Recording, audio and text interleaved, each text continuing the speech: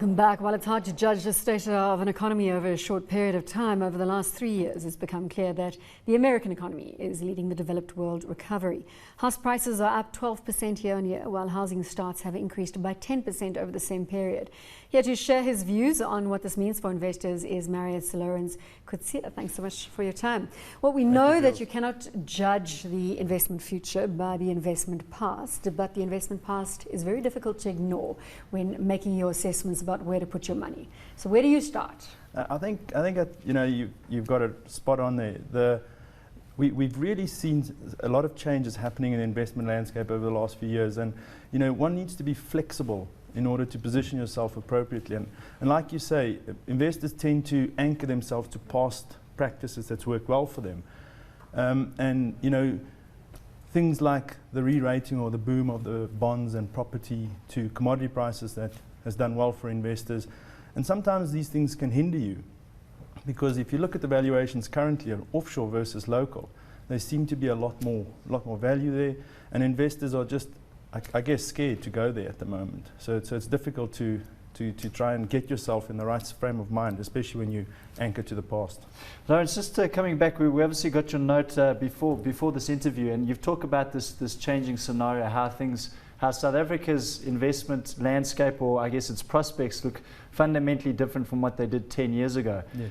You alluded to the US housing recovery that's driving the economic growth there. But just in terms of South Africa, I wanted to find out what else are you seeing apart from just the valuations that have shaped this, I guess you call it a negative view on the prospects for investment returns. I can maybe share with you, we went to Singapore earlier this year to the CFA conference held there. And it's quite interesting from a foreign perspective, their view on South Africa. It's quite negative. They had an outlook that the economy is in trouble, and we've got labor issues. We've just seen the strikes happening currently, and an interesting point that was made is South Africa's economy is looked at like a first world economy, more service-based than a typical emerging market economy, which is more manufacturing and exporting. And you just got to look at that and say, where's our jobs coming from? Where are we going to be creating the next rand in our economy? And considering that 86% of all jobs created over the last decade came from civil services, that's really just taking tax revenue and converting into consumption. You can understand why foreigners have such a pessimistic outlook maybe on growth in South Africa, and why it's really changed. It's tough at times. We're going to have labor issues in the years to come, and it's difficult out there. If we talk about offshore opportunities, where specifically it's a big place? Yes, no, it's a great point. I mean, we very much, we like first world mega cap stocks. You see valuations, you're getting dividend yields above historic averages.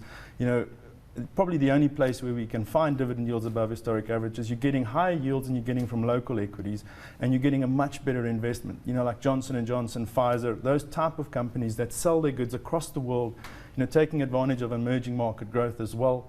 And it's just trusted brands that people need and want.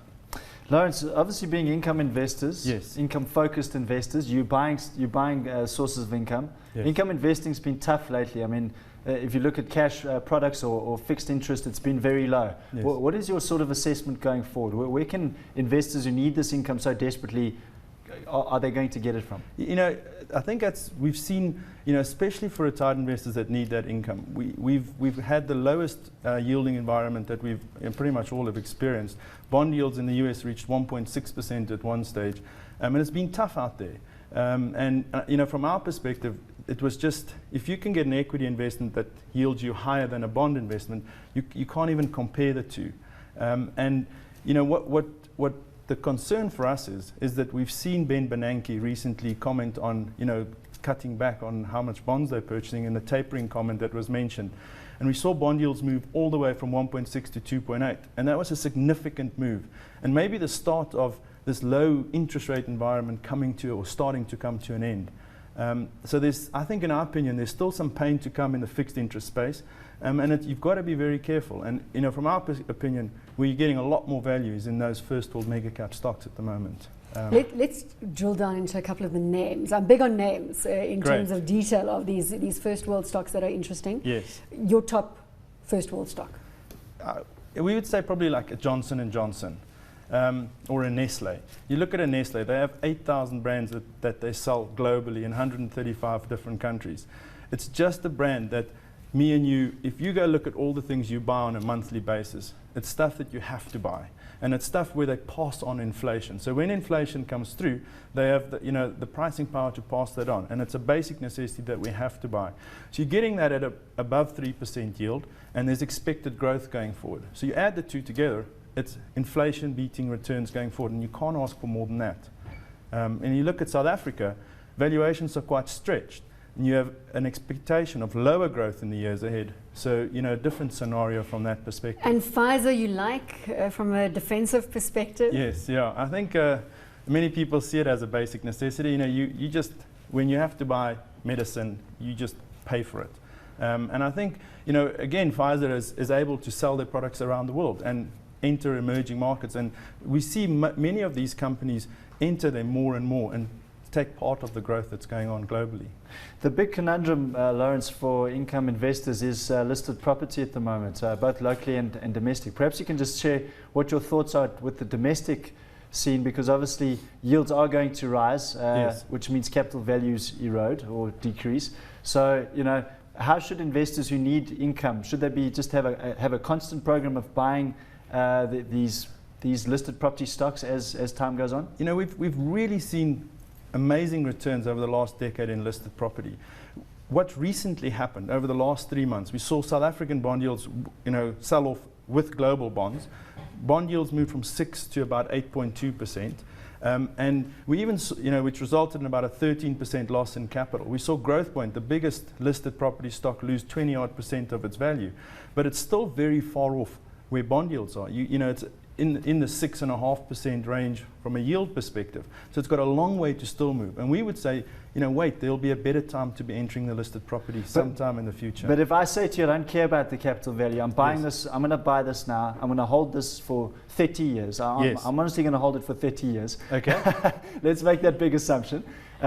Surely, that's quite a big assumption, but nevertheless. Yeah, but I think it's a great, where you're going with. And we honestly love listed property because of the reliability of the dividends or the earnings that you receive. And the growth. And the growth in income. And if you can really get your mind around it and you can actually stay there for 30 years and you can live off a 6.5% yield from Growthpoint, by all means go there. But there's going to certainly be volatility in the short term. And we would just say, if you wait a while, you could probably get it in at a much higher point. You could be drawing 8% perhaps, which is closer to where bond yields is at the moment. And historically, if you think about the correlation between listed property and 10-year bonds, they've moved together. And at the moment, we've seen bond yields move 2%, and property hasn't moved much at all, almost 0.5%. We've just had Glenn Silverman on the show, and you sat through the interview. China, there is obviously upside and there's downside, as yes, there is in everything. Yes. What are your thoughts on China, given the performance that Glenn has alluded to over the past decade? From our perspective, being income focused, it's very difficult. We don't really want to choose an emerging market to go to. The one comment I can give you on China is that their growth model of being the outsourced manufacturer to the West is under threat. You look at the wages in China, it's gone up by 16% per annum in dollar terms for the last 12 odd years. And the fact that they're 2,500 miles logistically away from the US makes Mexico now the cheapest place to manufacture goods destined for the United States. So there's a lot of unanswered questions here. And I prefer to be investing in something that sells their goods into an emerging market rather than choosing one that's going to get me the growth. Lawrence, that's all we've got time for. Lawrence Coetzee, investment professional at Marriott Asset Management. That's it for Investment 360 this evening. Thanks as always to my co-host Warren Dick. If you'd like to send us suggestions for the show, contact Warren on @Warren_Dick after the break.